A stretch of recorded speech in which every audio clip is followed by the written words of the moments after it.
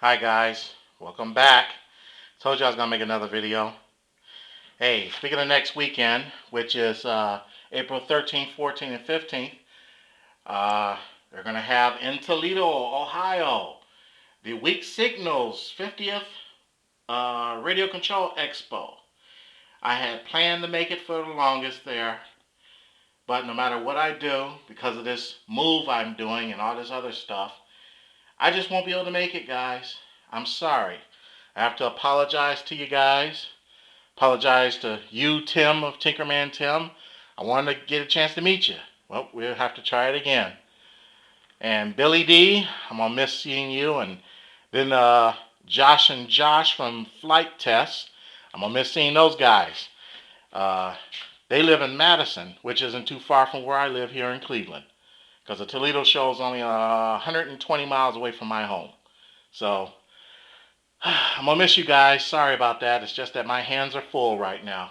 So if you do make it there, hey, take lots of pictures for me, okay? In the meantime, let me show you a few of the things I got here.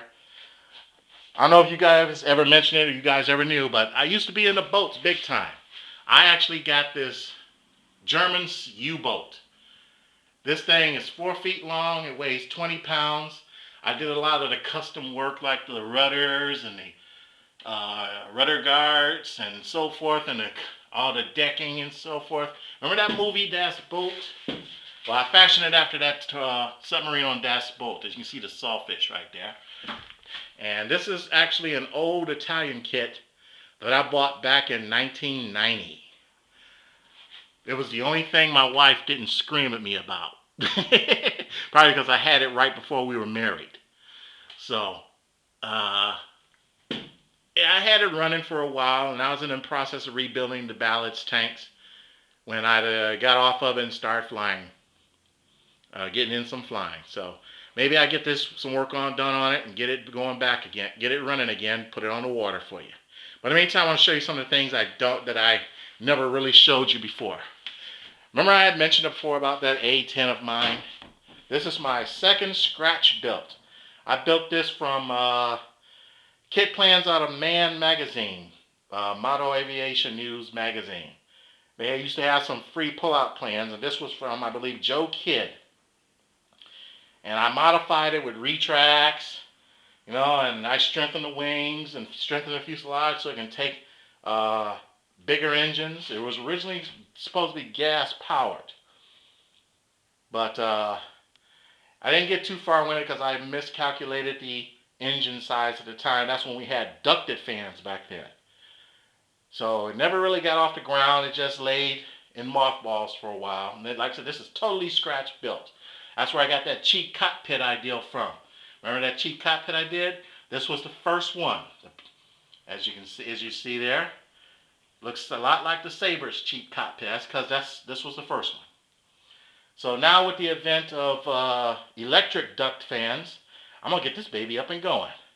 All I got to do is get a couple of 70 size EDF units and drop in there, and some mini servos, and we're set. So that'd be next year's project though. It's because I want to rebuild. I'm going to completely gut it and probably redo the landing gears and a few other things. Over here, I'm sure you guys have seen this fly. I got a video of flying of this. I did some more flying with this thing. This thing taught me to fly big warbirds. I love this T-28. This is Hobby People T-28. This Black Hawk T-20 or Black Horse T-28, the one I put the landing gears in. This is a tough plane. It's a good flying plane, and it taught me to fly warbirds. Even though the last time I flew it, I came in hard and banged up the gears, and I've replaced the gears since then, but this year we're going out to the field and we're going to fly this baby. Get her in the air again. And as you can see here, I named it after my dearly departed mom, Miss Minnie. Because that's what they all called her in the hospital and nursing home, Miss Minnie. And as you can see, that's a picture of my brothers and I when we were younger with my mom, right back there. So she taught me well, and this plane taught me well too, so we're going to get her back in the air this year. I'm going to go all the way out to Grafton and fly at our gas field. And let's see, down, the Sabre. Down below here, I'm going to do a little bit of revamping. This originally is my Superstar, my Tower Hobby Superstar trainer. I crashed this thing up so many times and glued it back together and crashed it some more and glued it back together and crashed it some more. I don't think it even wants to fly straight nowadays. Plus, it's got an LA40 engine in it, and I think that carburetor needs to be replaced.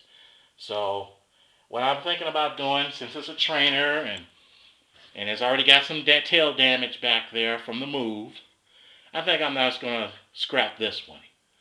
So, and what I'm going to do was gut the radio gear. And do you guys remember that Air Corps planes made from that, that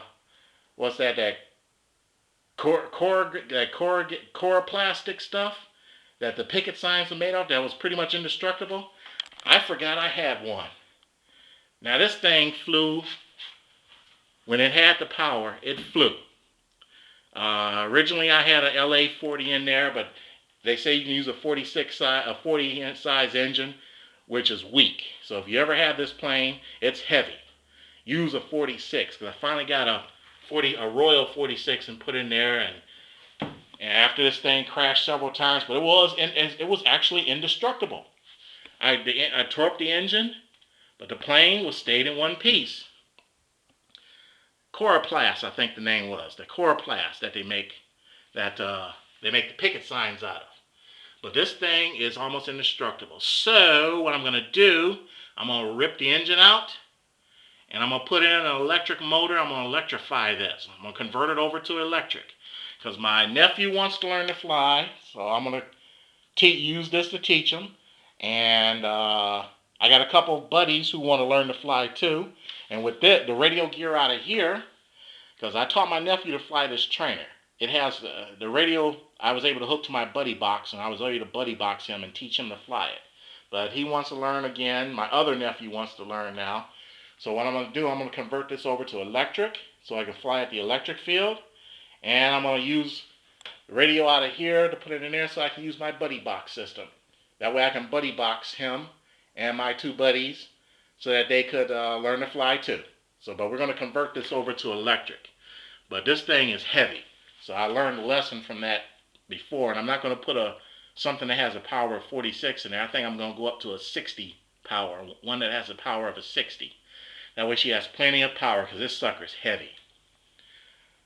So anyway, like I said, that's what I got for you. Some of the things that I have that I never showed you guys. And like I said, I got some plans, but I really love to get to work on that A10. Convert that over to electric. That'll really be nice. But that's for next year. Right now, like I said, I'm trying to get this place together, and we got some Sabre building to do, or finishing up the Sabre. So like I said, if you guys make it to Toledo next weekend, hey, enjoy yourselves. Take plenty of pictures for me, and sorry I won't be able to make it. I'm going to miss you guys. But in the meantime, I'm going to see if I can get out to the airfield, break off some of this winter rust, and do a little flying. So, in the meantime, good flying to you.